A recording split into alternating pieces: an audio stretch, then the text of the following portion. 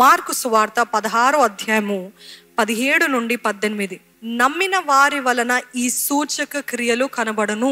ఎవరి వల్ల ఈ సూచక క్రియలు కనబడతాయి అంట? నమ్మిన వారి వలన ఈ సూచక క్రియలు కనబడును. ఏవనగా, మొట్టమొదటిగా నా నామమున దెయ్యములను వెళ్ళగొట్టుదురు, క్రొత్త భాషలు మాట్లాడుదురు, పాములను ఎత్తి పట్టుకొందురు, మరణకరమైనది త్రాగినను అది వారికి హాని చేయదు, రోగుల మీద చేతులు ఉంచినప్పుడు వారు స్వస్థత నొందుదురు. 5 ఉన్నాయండి, 5 ఉన్నాయి. నమ్మిన వారికి ఈ సూచక్రియలు జరుగుతాయి అంట. మొట్టమొదటిగా ఏంటిదంటే, దెయ్యములను వెళ్ళగొట్టుదురు, క్రొత్త భాషలు మాట్లాడుదురు, పాములను ఎత్తి పట్టుకుందురు, మరణకరమైనది ఏది త్రాగినను అది వారికి హాని చేయదు, రోగుల మీద చేతులు ఉంచినప్పుడు స్వస్థత పొందుకుంటారంట. హల్లెలూయా. ఇక్కడ నమ్మిన వారు ఉంటే హల్లెలూయా అని చెప్పండి. ఇక్కడ క్లియర్గా రాయబడింది, నమ్మిన వారికి ఈ సూచక్రియలు అంట. ఇక్కడ నమ్ముతున్నారా? Trust and faith both go hand in hand. మొదటిగా నమ్మితే కానీ మీరు విశ్వసించలేదు. మీరు నమ్ముతున్నారా? మరలా అడుగుతున్నానండి. నమ్ముతున్నట్లయితే నమ్ముతున్నాను అని చెప్పండి. హల్లెలూయా.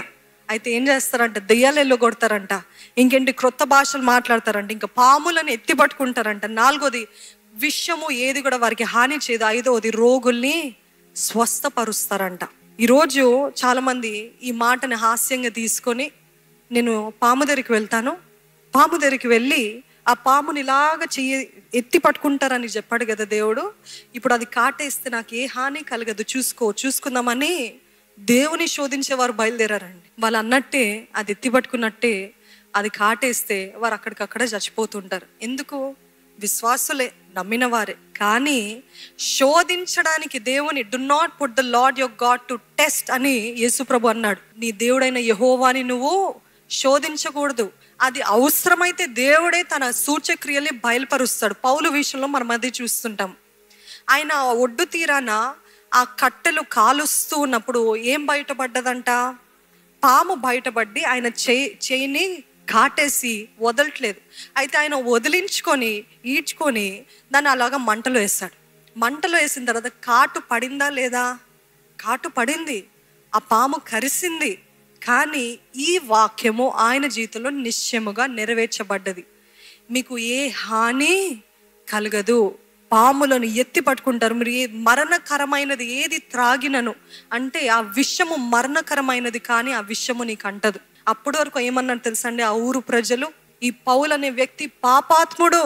అందుకనే ఒకవేళ ఆ సముద్రం నుండి తప్పించుకున్న, అలల నుండి తప్పించుకున్న, అప్పుడే ఒడ్డు ఇరిగిపోయి భయంకరమైన పరిస్థితి, అలసిపోయి తిండి లేని పరిస్థితిలో, తిండి తిప్పలు ఏమి లేని పరిస్థితిలో కష్టముగా ఒడ్డు చేరారు.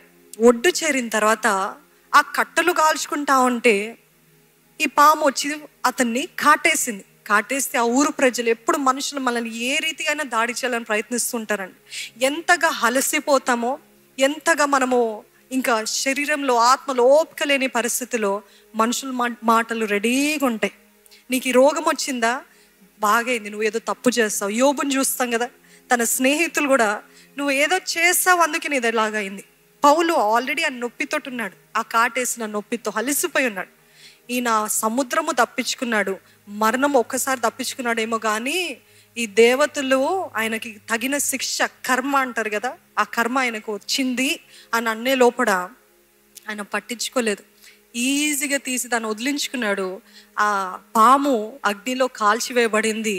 వీళ్ళు చూస్తూ ఉన్నారంట, ఎప్పుడు చచ్చిపోతాడా, ఎప్పుడు కొలాప్స్ అవుతాడా, ఎప్పుడు కుప్పగూలిపోతాడు. పాము విషం ఎక్కిన వెంటనే మనం కుప్పగూలిపోతాం కదా, నోరంతా కక్కేస్తాం కదా, ఎప్పుడా అని ఎదురు చూస్తున్నారంట. ఈరోజు మన జీవితాల్లో కూడా మనుషులు ఎప్పుడెప్పుడా వీళ్ళు ఓడిపోతారు, ఎప్పుడెప్పుడా వీళ్ళు పడిపోతారు.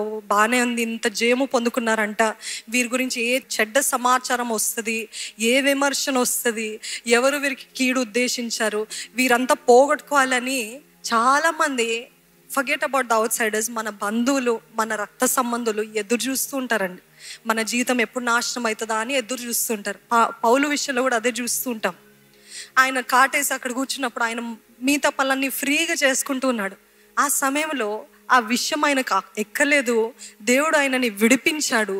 ఆ పరిస్థితిలో ఉన్నప్పుడు ఏ మనుషులైతే ఈయన దెయ్యపు అపవాది సంబంధి అన్నారో అదే మనుషులు ఏం చేస్తారు తెలుసా అండి? దేవుడు చేసిన సూచక క్రియను బట్టి నిశ్చయమైన దేవుడు కాబట్టి ఈయనకి కిరీటం వేసి ఈయనని ఊరేగిద్దాము అని బయలుదేరారు. అర్థమైందా మనుషుల బుద్ధి? మనుషులు ఎప్పుడంతే, ఒక నిమిషము రాలేసి కొడదామంటారు, ఇంకో నిమిషము నువ్వే రాజు, నువ్వే మాకు కావాలి, నువ్వే మాకు అంటారు. ఒక నిమిషం యేసు ప్రభుని హోసన్నా మా రాజా మమ్మల్ని రక్షించన్నారు. అదే మనుషులు ఏమన్నారు తెలుసా? సిలువేయండి. అది మనుషుల బుద్ధి. అందుకనే మనుషులు మెప్పిస్తా అంటే ఎగిరిపోకండి, పైన తేలిపోకండి. మనుషులు కృంగదీస్తే, విమర్శిస్తే కృంగిపోకండి. ఎందుకంటే మనుషుల స్వభావం ఫికిల్, ద్విమనస్కులు, రెండు మనసులు కలిగిన వారు కాబట్టి ఎక్కించినంత మాత్రము పొంగిపోకూడదు, తగ్గించినంత మాత్రం కృంగిపోకూడదు. దేవుడి పైన ఆధారపడితే ఎన్నడెన్నడూ మారని ఆ యేసయ్య మనల్ని అన్ని కాలము భద్రపరుస్తాడండి. హల్లెలూయా. అట్టి దేవుడు మన జీవితంలో ఉన్నాడు.